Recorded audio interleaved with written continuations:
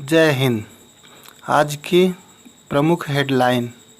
Mahindra defence system ने भारतीय नौसेना का 1350 करोड़ रुपए का अनुबंध हासिल किया। रूस भारत को तलवार श्रेणी की मिसाइल देगा युद्धपोत के आधुनिक बनाने के लिए। तालिबानी आतंकवादियों ने 140 अफगान हिंदू और सिख समुदाय के लोगों को काबुल से जाने से रोका।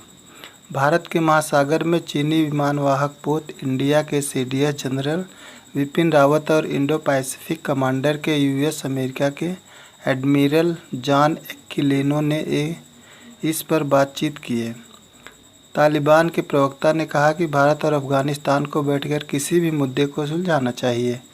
आत्मघाती हमले के बाद अमेरिकी हवाई हमले में अफगानिस्तान में आईएस को निशाना बनाया। असम में उग्रवादियों ने ट्रकों पर गोलियां बरसाई जिससे 5 लोगों की मौत हो गई। महिंद्रा डिफेंस सिस्टम ने भारतीय नौसेना का 1350 करोड़ रुपए का अनुबंध हासिल किया। भारतीय company Mahindra and Mahindra limited company को रक्षा मंत्रालय द्वारा पनडुब्बी निर्माण के लिए 1349.95 करोड़ रुपए का ऑर्डर मिला है। भारतीय सरकार की ओर से डिफेंस का order Mahindra defence system limited को भारत सरकार ने आधुनिक युद्धपोतों के लिए anti submarine warfare defence system बनाने के लिए 1349.95 करोड़ का ऑर्डर दिया है। महिंद्रा डिफेंस भारतीय नौसेना के युद्धपोतों के लिए 14 IADS डिफेंस को पूरा करेगा। महिंद्रा डिफेंस के CEO ने कहा कि IADS high and under water उपकरण है जो सेंसर की एक जटिल सारणी के साथ नई तकनीक का उपयोग करता है और पानी के नीचे के खतरों से युद्धपोत को बचाता है। रूस भारत को तलवार श्रेणी की मिसाइल देगा युद्धपोत के आधुनिकीकरण बनाने के लिए रूस की कंपनी रोसोबोरोन एक्सपोर्ट भारतीय नौसेना को 11,356 तलवार श्रेणी की अपग्रेड करने के लिए बात करेगा। वर्तमान में भारतीय सेना 11,356 तलवार श्रेणी की मिसाइल फ्रिगेड का उपयोग करता है। तालिबानी आतंकवादियों ने 140 अफगानी हिंदू और सिख समुदाय के लोगों को काबुल से जाने से रोका। तालिबान के प्रवक्ता ज़बीउल्लाह मुजाहिद ने कहा कि अफगानिस्तान के लोगों को कहीं और दूसरे देश में जाने की ज़रूरत नहीं है, यहाँ तक कि विदेशी लोगों को भी अफगानिस्तान से जाने की ज़रूरत नहीं है। सिख समुदाय के एक नेता ने कहा कि तालिबान 140 सिख और हिंदू तीर्थयात्रियों को काबुल से जाने से रोक रहा है। भारत अब तक 565 लोगों को अफगानिस्तान से बाहर निकाल चुका है। इनमें हिंदू, सिख और 112 अफगान नागरिक हैं। अफगानिस्तान के विकास में हिंदू और सिख समुदाय ने बहुत सहयोग किए, इसलिए उनके साथ ऐसा नहीं करना चाहिए।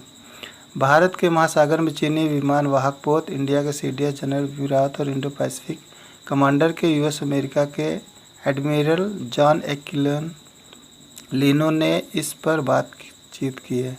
जनरल रावत ने कहा कि चाइनीज आर्मी नेवी तेजी से विस्तार कर रही है। चीन अपनी विमानवाहक पोत प्रशांत महासागर और दक्षिण चीन सागर में अपने विमानवाहक पोत तैयार कर रहा है। भारत के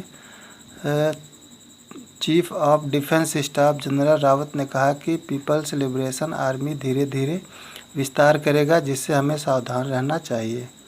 तालिबान के प्रवक्ता ने कहा कि भारत और पाकिस्तान को बैठकर किसी भी मुद्दे को सुलझाना चाहिए। पहली बार कश्मीर इशू पर तालिबान के प्रवक्ता ने अपनी टिप्पणी में कहा कि भारत और पाकिस्तान को बैठकर किसी भी मुद्दे को सुलझाना चाहिए क्योंकि दोनों पड़ोसी देश हैं और उनके हित एक दूसरे से जुड़े हैं। मुजाहिद ने पाकिस्तान के एक टीवी चैनल पर अपनी बातचीत में कही। मुजाहिद ने कहा कि तालिबान सभी देशों के साथ अच्छे संबंध चाहता है और भारत से भी अच्छे रिश्ता रखना चाहता है, और उन्होंने कहा कि अफगानिस्तान अपनी धरती का उपयोग किसी भी देश के खिलाफ होने नहीं देगा। आत्मघाती हमले के बाद अमेरिकी हवाई हमले में अफगानिस्तान में ISIS को निशाना बनाया। गुरुवार के एक आत्मघाती हमले में काबुल एयरपोर्ट पर करीब 169 अफगानी नागरिक और 13 अमेरिकी सेना के जवान मारे गए थे। अमेरिका के राष्ट्रपति जो बाइडेन ने कहा था कि ISIS को इसकी भारी कीमत चुकानी पड़ेगी, वो चाहे कहीं भी हो। असम में उग्रवादियों ने ट्रकों पर गोलियां बरसाई जिससे 5 लोगों की मौत हो गई। गुवाहाटी असम में DNLA के संदिग्ध उग्रवादियों ने 7 ट्रकों पर अंधाधुंध गोलीबारी की और ट्रकों में आग लगा दी, जिससे 5 लोगों की मौत हो गई, 1 आदमी घायल है। सीमेंट कोयला से लदे ट्रक सीमेंट कारखाने की तरफ जा रहे थे। गुरुवार लगभग 8:30 बजे उन ट्रकों पर हमला किया गया। ऐसे ही डिफेंस की नॉलेज की वीडियो देखने के लिए वीडियो को लाइक करें और चैनल को सब्सक्राइब करें। जय हिंद।